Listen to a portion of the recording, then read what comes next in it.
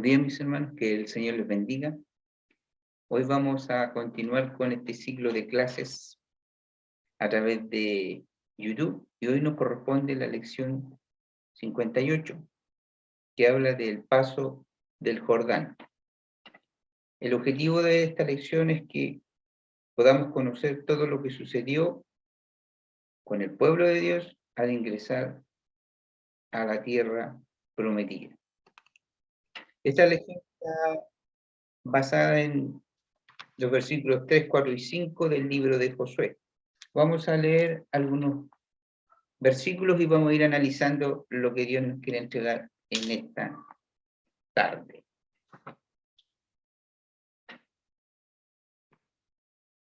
Capítulo 3 dice, y Josué se levantó de mañana y él y todos los hijos de Israel partieron de Sitín y vinieron hasta el Jordán y reposaron allí antes de pasarlo.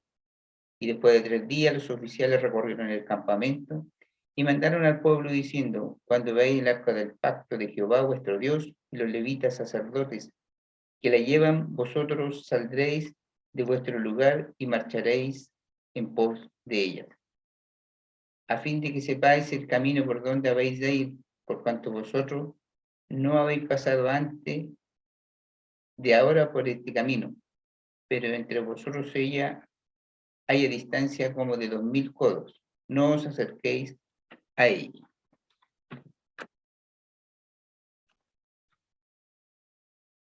El arca del pacto era algo muy valioso para el pueblo de Israel, era algo sagrado, era el símbolo de la presencia de Dios y del poder de Dios. El arca, ¿verdad?, era una caja rectangular hecha de madera de acacia, cubierta por oro, ¿verdad? Y en su interior llevaba las tablas de la ley, una vasija con el maná que Dios le había proveído como alimento en el desierto, y la vara de Aarón, que simbolizaba la autoridad del sumo sacerdote. De acuerdo a la ley de Dios, solamente los levitas eran los encargados de transportar el arca. Si vamos a Éxodo 25, en el capítulo 37, vemos cómo Dios instruye a construir esta arca de la madera que tenía que ser construida, de la forma, de las dimensiones. Dice, hizo también Bezaleel el arca de madera de acacia. Su longitud era de 2 codos y medio, su anchura de codo y medio, y su altura de codo y medio. Y la cubrió con oro por dentro y por fuera. Y le hizo una cornisa de oro alrededor. Además fundió para ella 4 anillos de oro a sus 4 esquinas, de un lado 2 anillos y de otro lado 2 anillos. Hizo también varas de madera de acacia y las cubrió con oro. Y metió las varas por los anillos de los lados del arca para poder llevar el arca. Hizo asimismo un propiciatorio de oro puro, de longitud de 2 codos y medio, y su anchura de codo y medio. Hizo también los 2 querubines de oro labrados a martillo en los 2 extremos del propiciatorio, un querubín a un extremo y otro querubín a otro extremo. De una pieza con el propiciatorio hizo los querubines a sus 2 extremos. Y los querubines extendían sus alas y por encima, cubriendo con sus alas el propiciatorio y sus rostros, el uno enfrente del otro, miraban hacia el propiciatorio. Antes de ingresar a la tierra prometida, Dios le solicitó a Josué de que el pueblo debía santificarse, hacer una ceremonia de purificación. Esto era necesario y era común de hacerlo antes de ofrecer sacrificio a Jehová o antes de presenciar grandes actos que Dios hacía con su pueblo. En el versículo 5 del capítulo 3, Josué le dice a su pueblo, purifíquense porque mañana el Señor hará maravilla entre ustedes. Ya, Entonces el pueblo debía prepararse porque iban a ser testigos de un gran milagro al enfrentarse a este río cuando tendrían que cruzarlo. La ley de Dios declaraba que muchas cosas podían hacer que una persona se volviera impura. Dentro de ella estaban, ¿no es cierto?, comer ciertos alimentos, o las mujeres cuando estaban en el parto, el tocar un cadáver, algunas enfermedades. Dios se valió de estas diferentes señales externas de inmundicia para ilustrar la inmundicia interna del hombre como resultado del pecado y de la desobediencia. Esta ceremonia de purificación ilustraba la importancia de acercarse a Dios con un corazón puro. Era un requisito que demostraba responsabilidad y respeto a Dios. Los israelitas, cuando se acercaban a Dios, su obligación era cumplir con estos rituales. Poco antes de pasar a la tierra prometida, Josué reúne a su pueblo para oír la palabra de Dios. En el capítulo 3 del verso 9 al 12 dice: y Josué dijo a los hijos de Israel: acérquense acá y escuchen la palabra del Señor su Dios. Y añadió Josué: en esto conocerán que el Dios vivo está en medio de ustedes y que Él ciertamente echará de delante de ustedes a los cananeos, los heteos, los heveos, los fereceos, los gergeseos, los amorreos y los jebuseos. He aquí el arca del pacto del soberano de toda la tierra cruzará el Jordán delante de ustedes. Josué transmitía al pueblo todas las instrucciones que recibía de delante de Dios.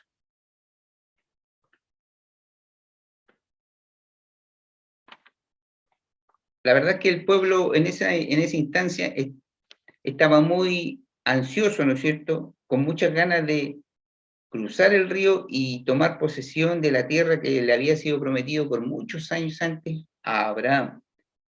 Pero Dios no quería dejar pasar ninguna situación y es por eso que entregaba instrucciones a Josué y que él debía transmitir a su pueblo. Hoy en día, nosotros que vivimos en una época muy agitada, ¿verdad? Nunca tenemos tiempo para detenernos a escuchar muchas veces, a recibir instrucciones o a recibir algún consejo, sino que siempre andamos apresurados sin saber a dónde llegaremos. Creo que esta vorágine que hay hoy en día, ¿no es cierto?, muchas veces incluso nos limita a escuchar la palabra del Señor, a escuchar sus consejos.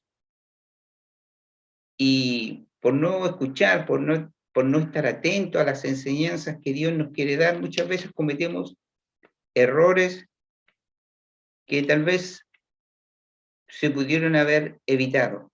Así que dejemos de preocuparnos tanto y estemos atentos a lo que Dios quiere comunicarnos hoy en día a través de diferentes circunstancias, mis hermanos, a través de su palabra, la lectura.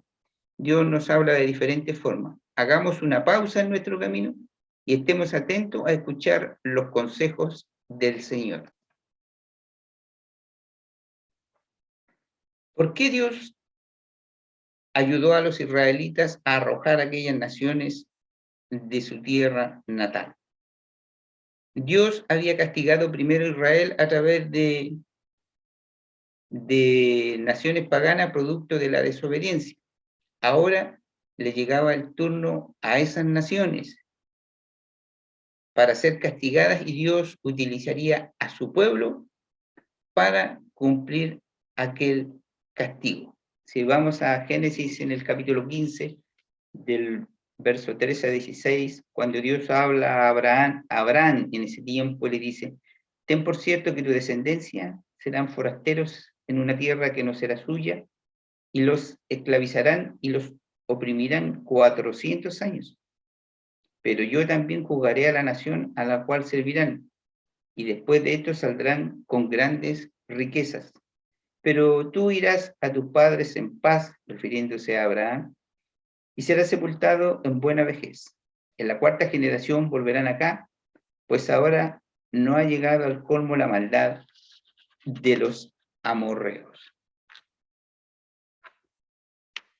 Más importante todavía era, ¿no es cierto?, para Israel como nación santa, no podía vivir entre pueblos paganos, entre personas malas e idólatras. Vivir en medio de ellos significaba dar una entrada al pecado y en sus propias vidas.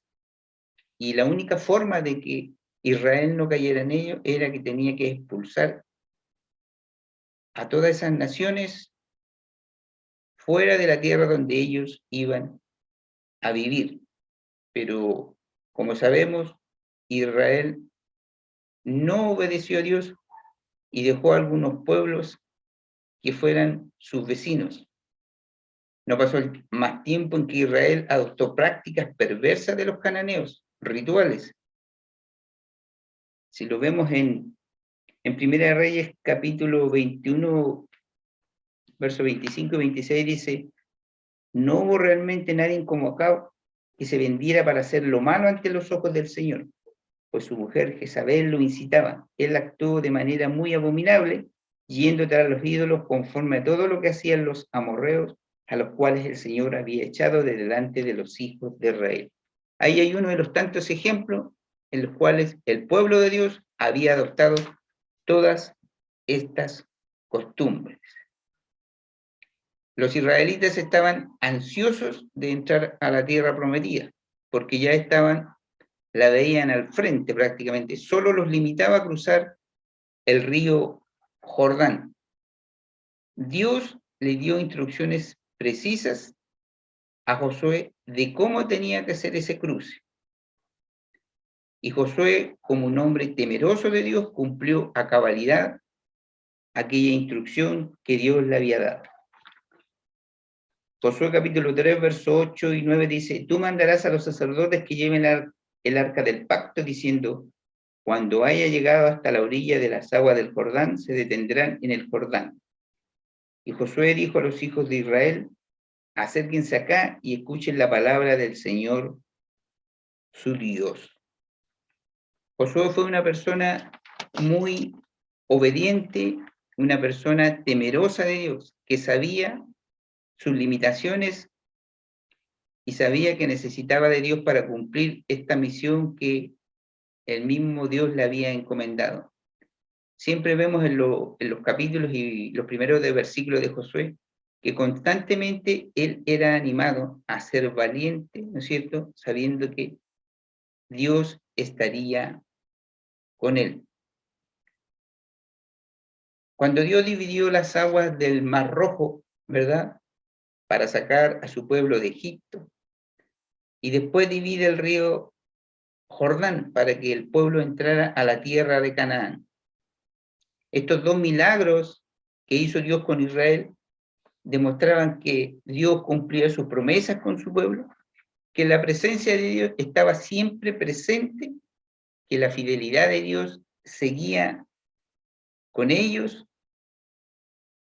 y que Él los acompañó durante todo el peregrinar hasta que llegara a la tierra que Él le había prometido a Abraham.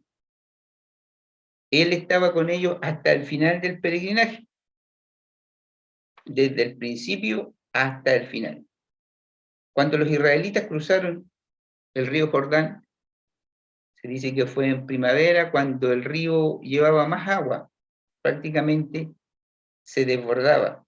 Dios escogió este tiempo donde el río estaba en nivel más alto para demostrar, ¿no es cierto?, con ello, el poder que él tenía.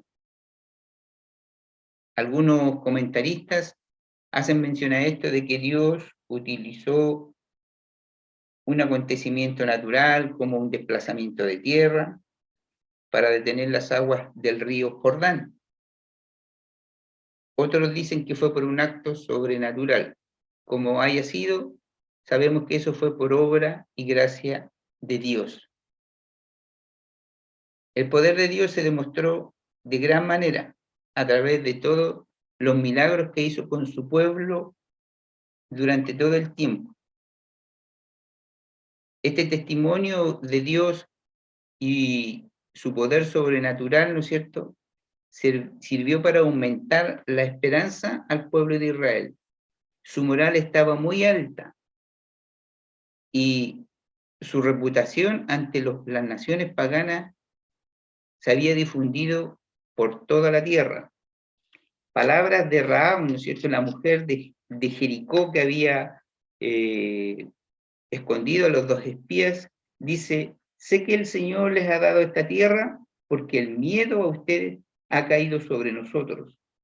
Todos los habitantes de esta tierra se han desmoralizado a causa de ustedes, porque hemos oído que el Señor hizo que las aguas del Mar Rojo se secaran delante de ustedes cuando salieron de Egipto, y lo que han hecho los dos reyes de los amorreos al otro lado del Jordán, a Sejón y a Og, a los cuales han destruido por completo.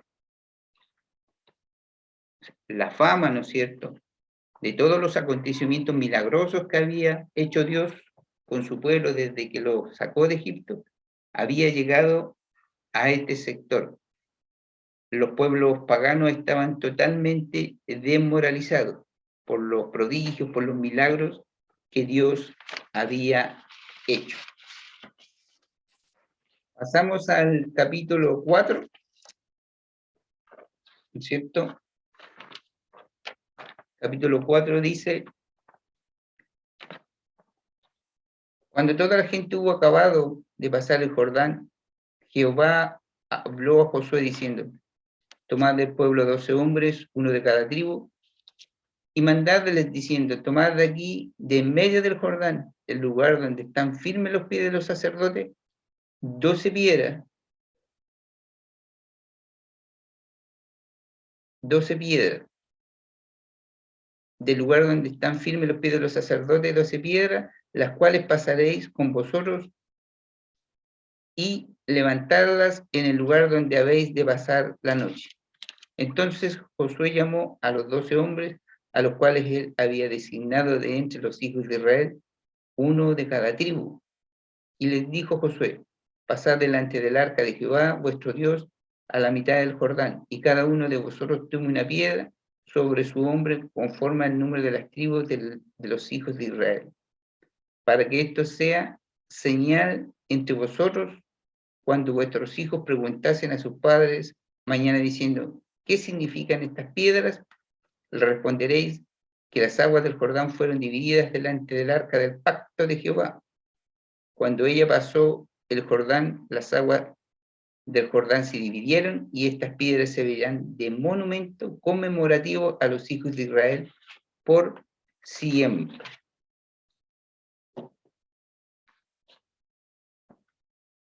Después que los israelitas pasaron, ¿verdad?, el río sanos y salvos, ahora les quedaba conquistar la tierra.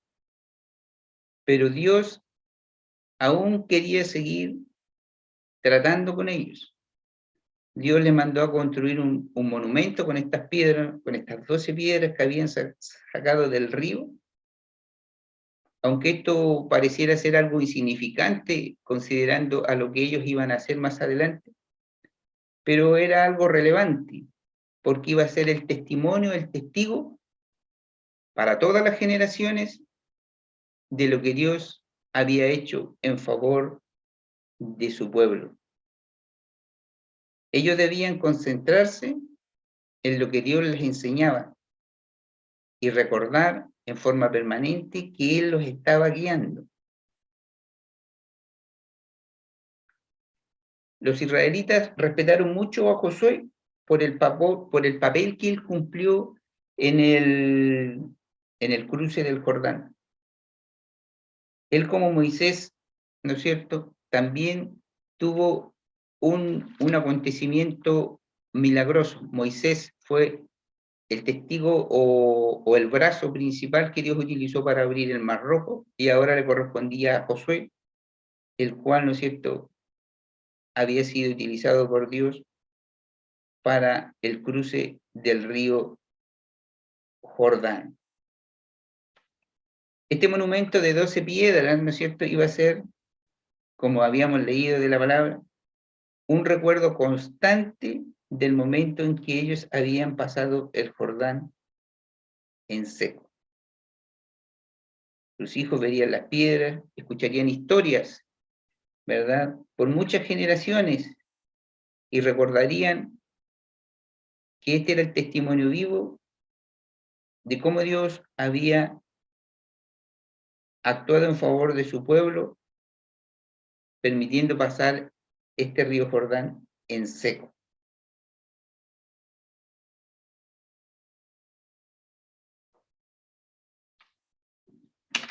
Josué capítulo 4, del verso 20 al 24 dice: Josué erigió en Gilgal las 12 piedras que había traído del Jordán y habló a los hijos de Israel diciendo: cuando en el futuro sus hijos pregunten a sus padres diciendo: ¿qué significan estas piedras?, darán a conocer a sus hijos diciendo: Israel cruzó en seco este Jordán, porque el Señor su Dios secó las aguas del Jordán delante de ustedes hasta que acabaran de cruzar, de la manera que el Señor su Dios había hecho con el Mar Rojo, el cual secó delante de nosotros hasta que acabáramos de cruzar, para que todos los pueblos de la tierra conozcan que la mano del Señor es poderosa y para que teman al Señor su Dios todos los días. Capítulo 5. Cuando todos los reyes de los amorreos que estaban al otro lado del Jordán, al occidente, y a todos los reyes de los cananeos que estaban cerca del mar, oyeron cómo Jehová había secado las aguas del Jordán delante de los hijos de Israel, hasta que hubieran pasado, desfalleció su corazón y no hubo más aliento en ellos de delante de los hijos de Israel. Lo que habíamos comentado delante. La fama del pueblo de Israel ya había generado tanto temor porque sabían de que Dios les acompañaba en todo momento. En aquel tiempo Jehová dijo a Josué: hazte cuchillos afilados y vuelve a circuncidar la segunda vez a los hijos de Israel. Y Josué hizo cuchillos afilados y circuncidó los hijos de Israel en el collado de Aralot. Esta es la causa por la cual José los circuncidó. Todo el pueblo que había salido de Egipto, los varones, todos los hombres de guerra, habían muerto en el desierto por el camino después que salieron de Egipto. Sabemos que los israelitas pasaron innecesariamente 39 años en el desierto, producto de la desobediencia, por el miedo que le tenían a estas naciones y porque subestimaron el poder de Dios. Su primer intento de entrar a la tierra prometida había fallado, ¿no es cierto? Recordamos que Moisés envió a 12 espías durante 40 días a hacer reconocimiento a la tierra prometida. Dice, un príncipe por cada tribu. Y a la vuelta de los 40 días debían hacer un informe.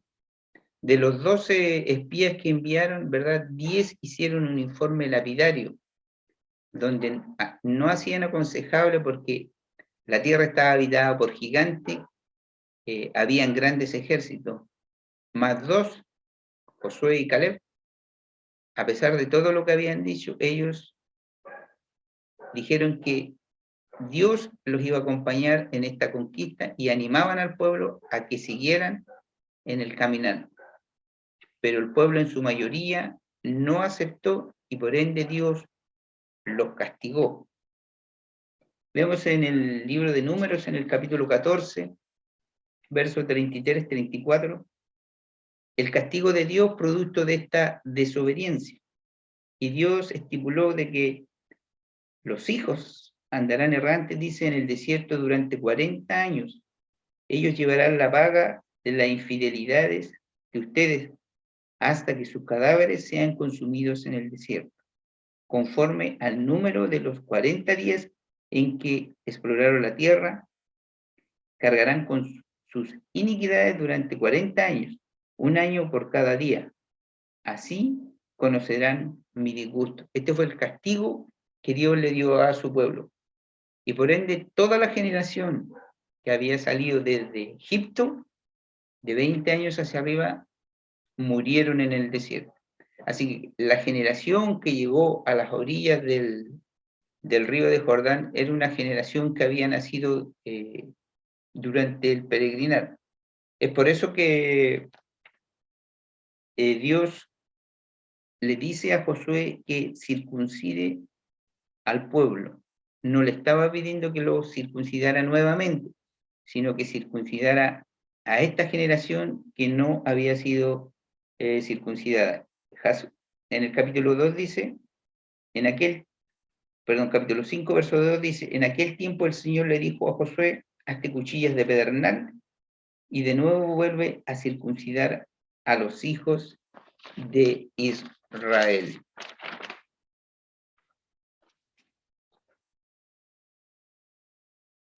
Cuando Dios pactó con Abraham, exigió que todos los varones fueran circuncidados como señal de que ponían fin a una vida antigua y comenzaban una nueva vida en Dios. Esa era la señal de la circuncisión.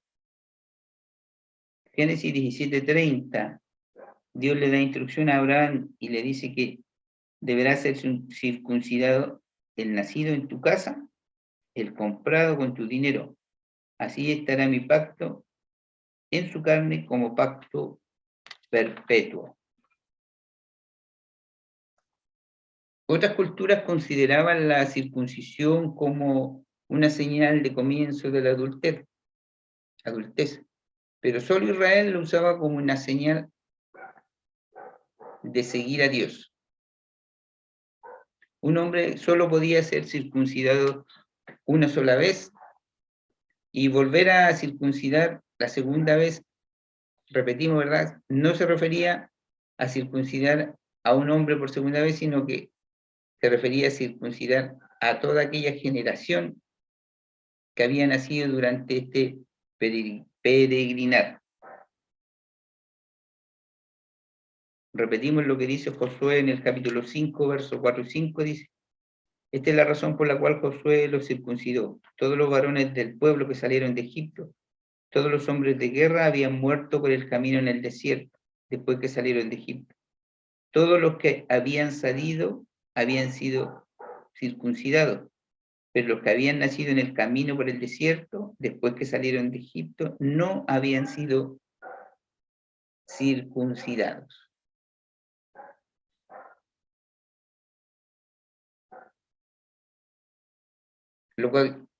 Localizado a 3 kilómetros, dice, de Jericó, Josué estableció su campamento político estratégico, podríamos decir, en Gilgal. Fue el campamento permanente de Israel y el centro temporal del gobierno durante la conquista de Canaán.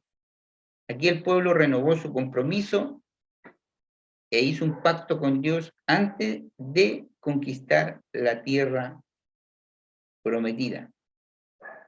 En este mismo lugar, ¿verdad?, se le aparece el ángel, el comandante de los ejércitos de Dios, que se le apareció a Josué dándole instrucciones de cómo iba a ser este proceso de la conquista.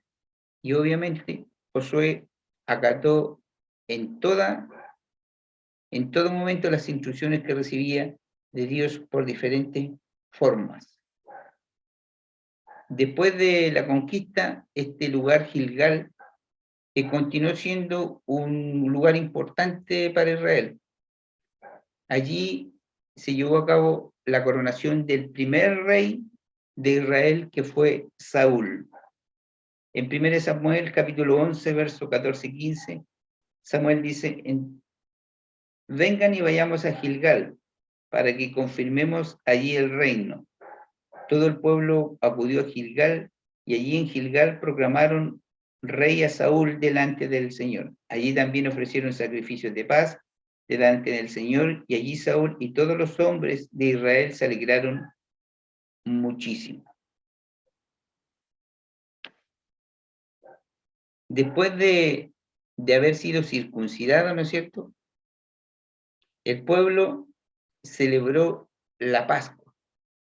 Esta era la tercera vez que el pueblo celebraba la Pascua, pero esta era una Pascua diferente, esta era una Pascua gozosa, porque ya estaban en medio de la tierra prometida. Era la tercera celebrada por Israel desde el éxodo de Egipto. La última Pascua había sido celebrado 39 años atrás, al pie del monte Sinaí. Esta celebración de la Pascua, ¿no es cierto?, hacía recordar a Israel los grandes milagros que Dios había hecho cuando lo sacó de Egipto. En aquella Pascua, ¿no es cierto?, ellos tuvieron que comer a prisa, ¿no es cierto?, con sus ceñidos, pero ahora la celebración era distinta, porque ahora podían ver las bendiciones de Dios en forma concreta. Llegaban a una tierra generosa, una tierra que estaba preparada para ser cultivada y cosechada. Dios había sustentado a su pueblo durante todo el peregrinaje, de cierta forma milagrosa, con el maná del cielo, y desde ese día el maná cesó. Ahora tenían que poner de su parte para trabajar la tierra y cosechar.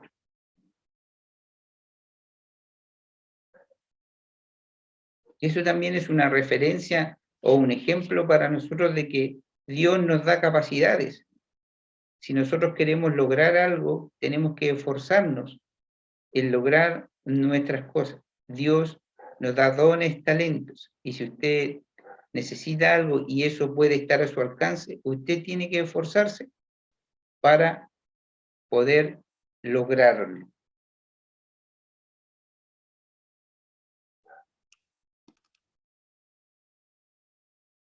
En el capítulo 5, verso 11 y 12 dice: y al día siguiente de la Pascua, ese mismo día comieron del producto de la tierra, panes sin levadura y espigas tostadas. Y el maná cesó al día siguiente, cuando comenzaron a comer del fruto de la tierra. Los hijos de Israel nunca más tuvieron el maná, más bien ese año comieron del fruto de la tierra de Canaán, de todas las promesas que se había hecho muchos años atrás, de una tierra, dice que de la cual fluía leche y miel, una tierra muy productiva. Ahora estaban viendo con sus ojos y en forma concreta que esa promesa se había materializado. Respecto al ángel que se le aparece a Josué, ¿no es cierto?, un ángel de un rango superior, príncipe de los ejércitos de Jehová. Dice el capítulo 5 del verso 13 al 15. Sucedió que estando Josué cerca de Jericó, alzó los ojos y miró, y aquí que un hombre estaba delante de él, con su espada desenvainada en su mano. Y Josué, yendo hacia él, le preguntó: ¿eres de los nuestros o de nuestros enemigos? Y él le respondió: no, yo soy el jefe del ejército del Señor, que he venido ahora. Entonces Josué, postrándose en tierra sobre su rostro, lo adoró y le preguntó: ¿qué dice mi señor a su siervo? El jefe del ejército del Señor respondió a Josué: quita la sandalia de tus pies, porque el lugar donde tú estás, santo es. Y Josué así lo dice. Algunos comentarios dicen que fue una aparición de Dios misma en forma humana. Ahora Josué, como respeto ante la presencia del ángel, dice que él quitó su calzado. Aunque Josué era un líder ya renombrado, ¿verdad? Pero él nunca dejó de ser un hombre obediente y por sobre todo humilde. Él siempre fue una persona que dependía de la fortaleza y la confianza de Dios. Él siempre fue sometido a Dios, fue un líder absoluto. El temor reverente y el respeto son reacciones propias ante un Dios santo. Ahora, ¿cómo nosotros podemos demostrar respeto a Dios? Es una pregunta. Con nuestras actitudes, ¿no es cierto? Y con nuestras acciones. Esas son estrategias para tener una vida victoriosa y seguir confiando en el Señor. Estos 3 capítulos nos demuestran a un Josué que lideraba, pero con temor de Jehová, a Jehová. Nunca él se sobreestimó, siempre se consideró una persona que necesitaba de la guía superior de Dios. Él tenía una gran responsabilidad. Él había asumido la responsabilidad de Moisés, un gran líder. Así que él consideraba que necesitaba de la ayuda de Dios permanentemente. Este ejemplo de Josué, el liderazgo de Josué, es un ejemplo para nuestras vidas. Sabemos que todos tenemos capacidades y que podemos hacer cosas, pero debemos siempre estar escuchando la voz permanentemente. Dios en todo momento no dejó nada al azar para que Josué cruzara el río de Jordán. Siempre fue dando instrucciones cómo hacerlo y Josué obedientemente cumplió cada una de las instrucciones que Dios le daba. El Señor le bendiga, mis hermanos, y que usted pueda seguir motivándose a ir leyendo este libro, que es un libro muy, muy atractivo, ¿no es cierto? Porque ahora comienza la conquista de la tierra prometida. Así que les invito a continuar leyendo la palabra del Señor y a seguir siguiendo estos estudios a través de este canal, o si volvemos a las clases presenciales, gloria a Dios, hacerlo también en la escuela dominical en la iglesia. Oramos al Señor. Dios, le damos gracias en esta tarde por este tiempo, por darnos, Señor, una oportunidad de conocer más de este líder, Josué, un hombre temeroso a Dios, un hombre que nunca consideró sus habilidades, sino que siempre fue temeroso y cumplió todo lo que usted le decía. Bendice a mis hermanos, bendice nuestras vidas y le damos gracias en el nombre de Jesús. Amén y amén.